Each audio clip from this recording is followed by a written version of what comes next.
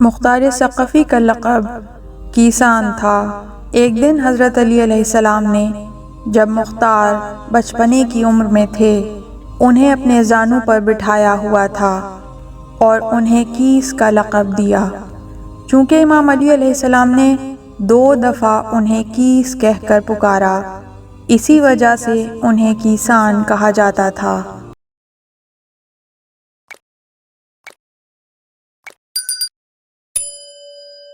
مختار ثقفی نے 13 سال کی عمر میں جنگ جسر میں شرکت کی، جس میں انہیں اپنے والد اور 3 بھائیوں سے ہاتھ دھونا پڑے۔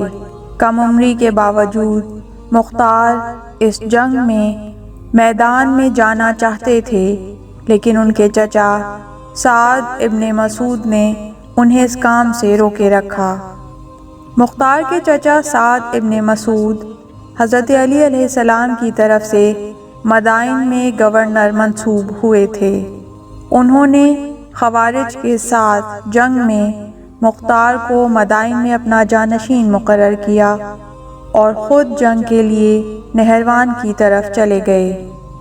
امام علی علیہ السلام کی شہادت کے بعد امام حسن علیہ السلام نے معاویہ کے ساتھ جنگ میں اپنے بعض سپاہیوں کی خیانت اور غداری کے سبب اپنے بعض اصحاب کے ساتھ مدائن تشریف لائے۔ امام حسن علیہ السلام مدائن میں سعد ابن مسعود ثقفی کے ہاں ٹھہرے، چونکہ وہ امام کی طرف سے مدائن پر حاکم تھے۔ معاویہ کے دور میں مختار ثقفی امام حسین علیہ السلام کے حق میں بعض کام انجام دیتے تھے۔ ذہبی کے بقول معاویہ کے دور میں بصرے جا کر بصرے والوں کو امام حسین علیہ السلام کے حق میں آمادہ کرتے تھے۔ اس وقت عبید اللہ ابن زیاد معاویہ کی طرف سے بصرہ میں بعنوان گورنر منصوب تھا۔ اس نے مختار کو گرفتار کر کے 100 کوڑے لگوائے، جس کے بعد مختار طائف واپس آ گئے۔ مختار ثقفی کی واقعہ کربلا میں غیر حاضری اختیاری نہیں تھی، بلکہ کوفے میں امام حسین علیہ السلام کے سفیر مسلم ابن عقیل کا ساتھ دینے اور بنی امیہ کے حکومت کے خلاف اقدامات کرنے کے جرم میں آپ کو عبید اللہ ابن زیاد نے قید کر رکھا تھا۔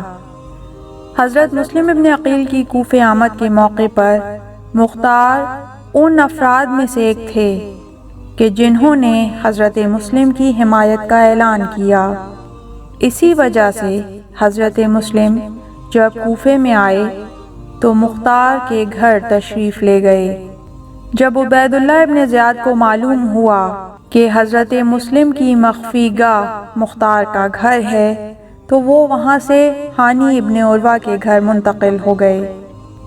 تاریخی شواہد بتاتے ہیں کہ مختار ہمیشہ حضرت مسلم کی حمایت کے لیے تیار تھے اور حضرت مسلم کی شہادت کے دن بھی مختار کوفے سے باہر ایک مقام پر آپ کی حمایت اور دفاع کے لیے افراد کو جمع کرنے میں مشغول تھے۔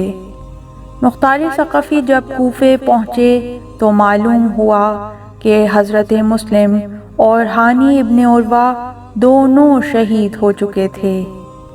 حضرت مسلم اور ہانی ابن عروہ کی شہادت کے بعد ابن زیاد مختار کو بھی شہید کرنا چاہتا تھا، لیکن عمرو ابن حریث کی وساطت سے مختار کو امان مل گئی، لیکن ابن زیاد نے تازیانے کے ذریعے سے مختار کی ایک آنکھ کو زخمی کر کے اسے زندان روانہ کر دیا۔ یوں مختار امام حسین علیہ السلام کے قیام کے اختتام تک کوفے میں ابن زیاد کے زندان میں قید تھے۔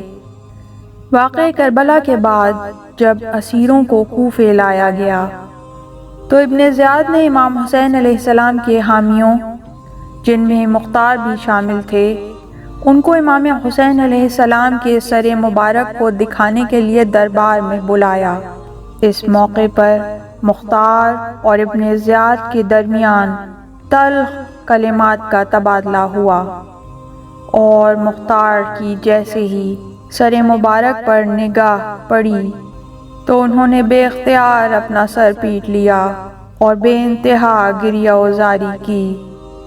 واقعہ کربلا کے بعد عبداللہ ابن عمر کی وساطت سے یزید نے مختار کو آزاد کر دیا، کیونکہ مختار کی بہن یعنی صفیہ بنت ابو عبید عبداللہ ابن عمر کی زوجہ تھی۔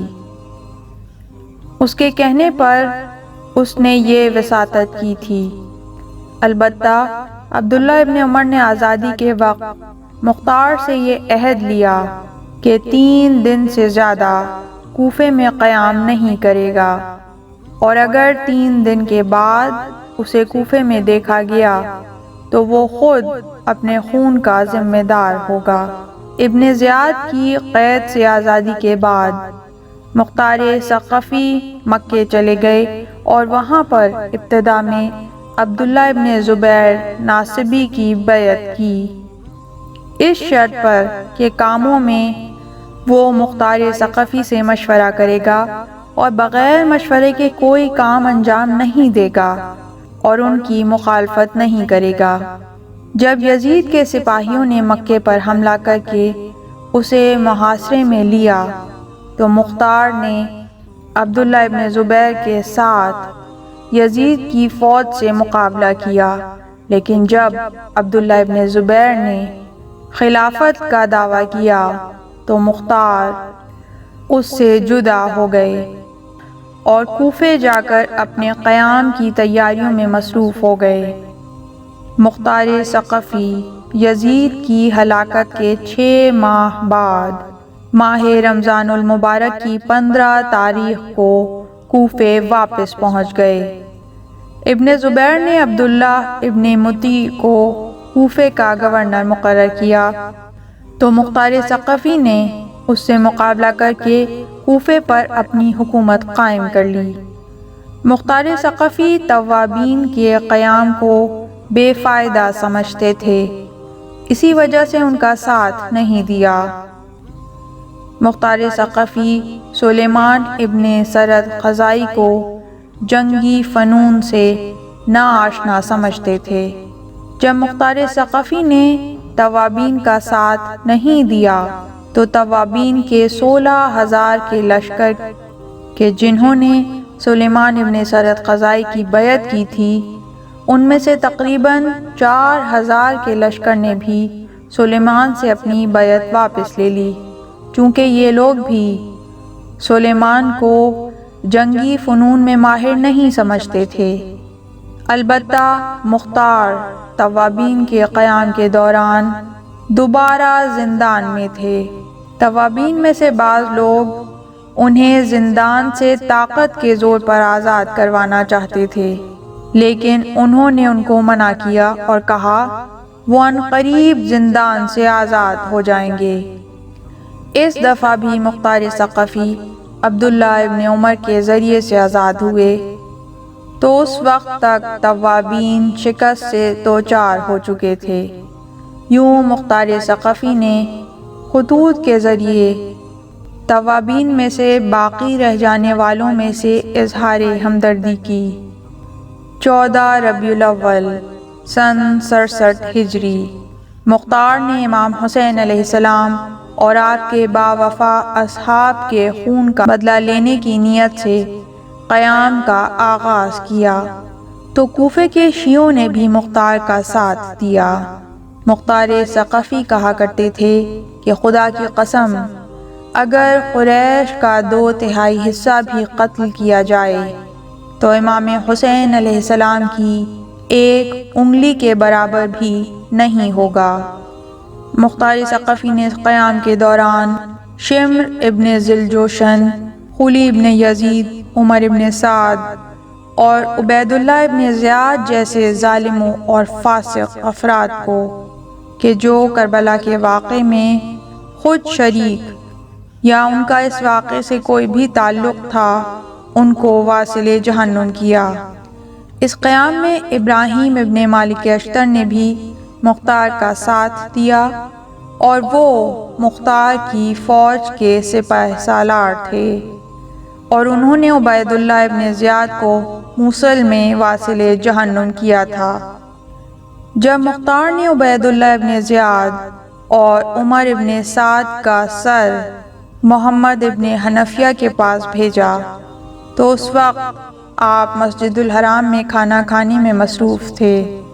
آپ نے خدا کا شکر ادا کیا اور کہا کہ جس وقت امام حسین علیہ السلام کا سر عبید اللہ ابن زیاد کے پاس لے جایا گیا تھا تو وہ کھانا کھانے میں مصروف تھا، اور جب ابھی اس کا سر ہمارے پاس بھیجا گیا تو ہم بھی ایسی ہی حالت میں تھے۔